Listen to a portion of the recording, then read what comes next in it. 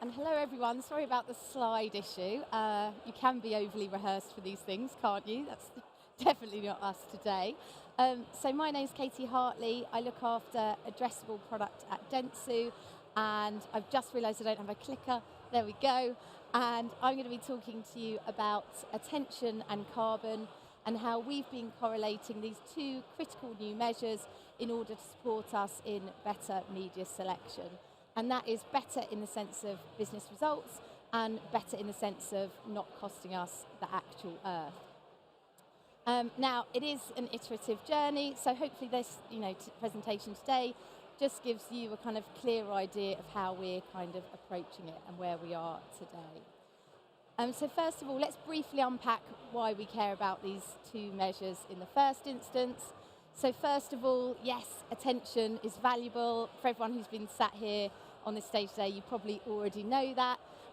So here it's just an extract from our Dentsu attention economy research that shows that yes, more is more when it comes to attention and outcomes.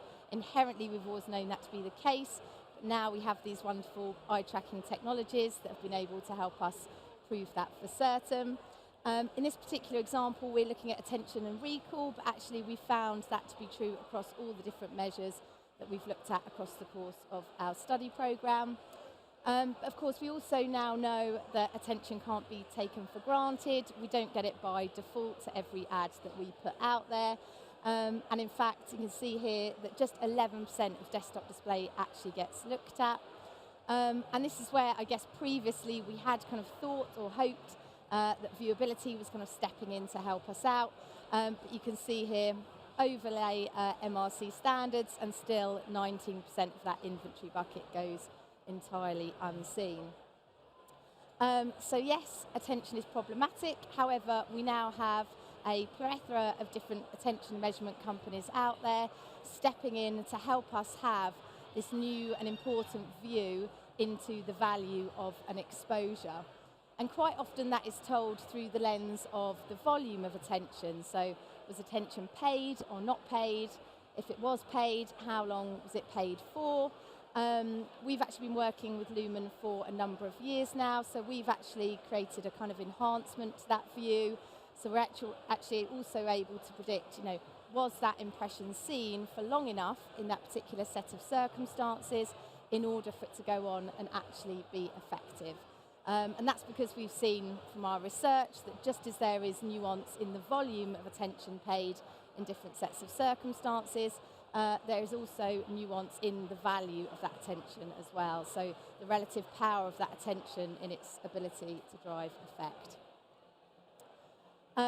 And this is a measure that is now supporting Dentsu brands across the globe. And I'm sure lots of non-Dentsu brands are benefiting from attention measurement now as well. But I guess for anyone in the room who hasn't been close to attention measurement or hasn't been using it, hopefully just having a few examples here highlights that it is now a living and kind of breathing measure. So just a few examples here. This one from the UK, and here you can see that working with one of our tech clients, we overlaid this measure across all the different digital channels and platforms that they were using in order to have that kind of apples for apples comparison across those otherwise quite siloed channels. And in this particular campaign example, we were able to find that programmatic video drove the greatest volume of recall. However, mobile banners were actually the most cost efficient in that particular example of driving that for them. And of course, we want to use that measure in order to power smarter investment decisions. That's the very purpose of it. And so here you can see one of our mobile companies working with us in the Netherlands applied that measure, made manual adjustments over time, and was able to improve that predicted recall by 9%. And that was from the back end of the campaign, last 2 weeks to first 2 weeks. And then in the programmatic world, of course, we can also apply that into a programmatic script, and that enables us to make those optimizations in real time. And so here you can see a hotel brand working with us in the US, had a control versus test line item, and they were able to predict the total predicted recall in that test line by 30%. So really significant, uplifts in effectiveness. But of course, we can kind of reframe greater effectiveness as being, creating greater efficiencies as well. And this often lands quite well with procurement. And here you can see we're able to use attention measures in order to reduce the cost of buying attention and also in the cost of driving recall. So really significant improvements there, 65% and 73%. In 2023, we know we need to expand our view on cost. And obviously there are lots of different studies out there, all talking about the carbon impact of media and advertising. And here are just a few examples. So here from OVO Energy, internet consumption is 2% of total global CO2 emissions, now the equivalent to the aviation industry, so really significant. Here we have from Ubiquity and Scope 3, nearly a third of each person's carbon footprint now comes from the ads that they see and receive. And over here, from our friends at Playground that we're just on, the average digital campaign is releasing 5.4 tonnes of carbon, and that's 35% more than the average person across an entire year. So we kind of know we need to kind of get across this and do better. And so that's why at Dentsu, our wonderful social impact team have worked with carbon and AI specialists, Actionable, to create this media carbon calculator for us. And that is supporting us with making channel and format optimizations at the very top end of our planning. And that is a capability that accounts for all media channels, formats, and all life cycle stages. So that's right from the very top end when that brief drops with us and right through to the end of life, so that, disposal of the physical product too. And although this is already very new, thankfully we've got lots of pioneering clients. So we've got 6 global clients already on board and working with us and using this capability to try and reduce their carbon impact. But of course, at this stage, we do still need to correlate carbon to value in some way. Otherwise, kind of the simplest way of reducing carbon from media would kind of be to stop doing it entirely, less ads, reaching less people, smaller formats, smaller screens, and so on. But we know that will be jarring with kind of business targets that our clients will have. So actually, this is where we're using attention to help us in reducing that wasted budget, select the most effective inventory and the most effective formats. And so hence this correlation that we brought up at the top end there. And really we think that this kind of correlation makes sense for us as an industry and just like the evolution of our metrics over time. So if we think really since the dawn of time, we've always talked about the financial costs of delivering reach. Then in more recent years, we've come to appreciate that actually the value of reach has become a little bit diluted. So we've been using attention as that lens to help us look at the financial cost of delivering a real reach. But actually now we know we need to expand that view on the cost. And there is a cost that is a cost to society more broadly, but we're kind of starting with the carbon portion of that. And so this is why at Dentsu we have made that correlation in this new carbon calculator tool. And this is just kind of a summary view here, but you can see at the top there, and this is based on this particular campaign's specific inputs, we've got there a carbon cost of attention by channel, but that also goes down to a format level as well. So really supporting us with optimization at that top end. But of course, within any norm, or rather making up any norm, there is of course a significant range.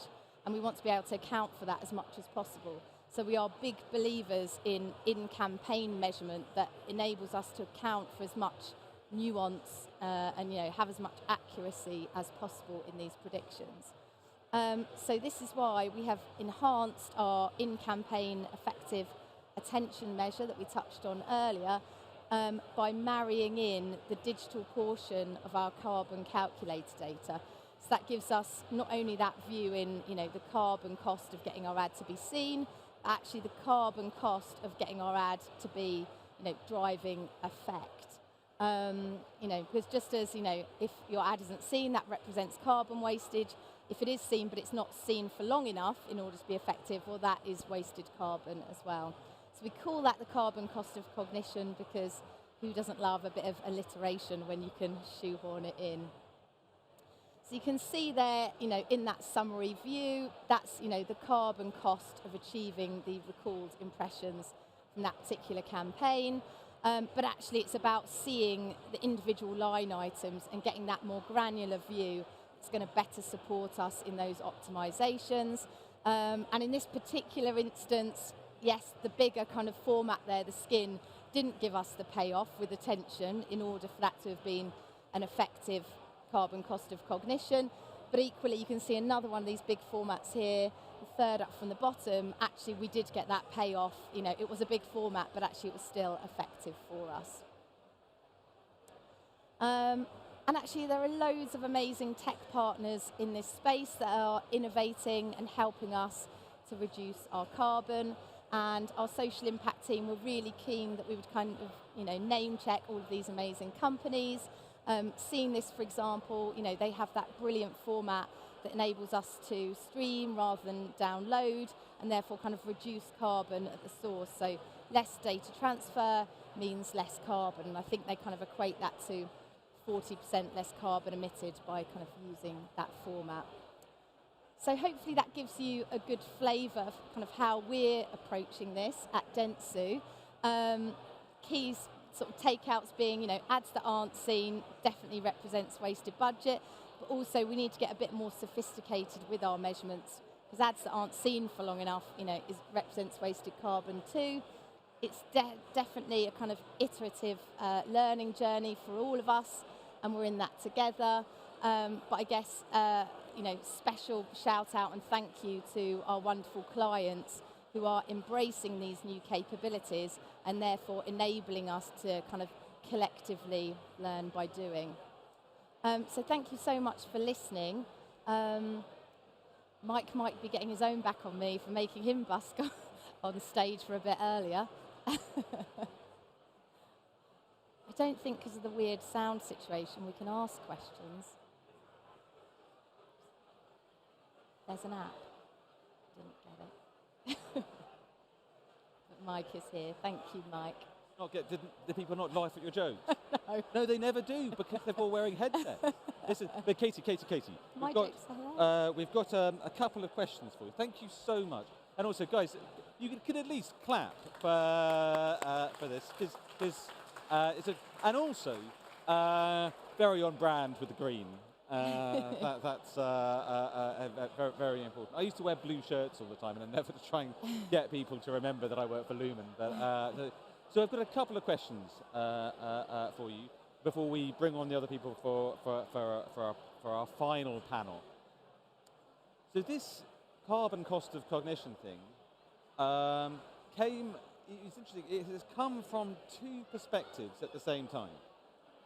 One group of people at Dentsu, frankly, couldn't give a crap about the economy, the environment, and they just want to make money for their clients and for themselves. And then there's a load of other sort of bleeding heart people who would prepare to sacrifice. I'd better interject that we do have a wonderful social impact team. Exactly.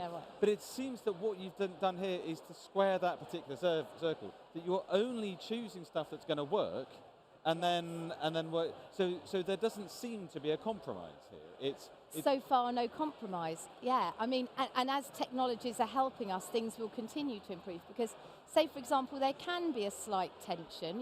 Video formats, for example, the longer they're viewed, the more energy consumed, but actually the better the attention. So there can be a rub, but then we've got, format providers such as Seen This that are kind of stepping in and helping. So I think we're all going in the right direction. Well, Kavai's, they're all, like you say, they're all brilliant. But there seems, I think, an awful lot's been holding us back. We had a panel yesterday where someone rightly said, well, how much of other people's money can I spend doing the right thing? Surely they're giving me the money to... And what I think is really interesting about this tool is that it starts from the other way around. How can I make as much money as possible? Yes. And the reduction in carbon is a sort of positive externality. Yes, but which is becoming increasingly important. not just if you have a bleeding heart, but people will be targeted with this. So, you know, carbon budgets will be a thing for everyone. Yeah. So we need to kind of be on top of it in advance, really. In your pitches, or with your existing clients, when there is this debate, and where does debate usually net out? Is it the business side of it, of producing it, or is it now is as important as doing well? It's also the doing good. Can you give us? Yeah, a sense of, my view is actually this is still relatively nascent, and so actually lots of brands are still in the process of kind of discovery and are trying to kind of get into the methodologies before actually they kind of commit to a strategy. Would be my honest answer in that. But and that probably means that there's lots of questions. It's not just one thing or another. Yes. Yeah. And then the final thing that we had on the app was about different media. So there are companies like Scope 3, and there are companies like Goodloop who do fantastic work from digital media. But you've partnered with this French company, I believe, Action, Yes. and they have data about TV and out of home and all channels, and it is really important to be across all the channels. It makes sense why, you know, we've kind of kicked things off as we have done with attention in digital, because that's where we've kind of spotted that things have appeared to be most problematic. But yeah, absolutely, we kind of need to be across it all, and that's what the carbon calculator is helping us to do. And I think the IPA do also have a kind of a macro, maybe slightly broader, but version of a carbon calculator that is all channels that people can use too.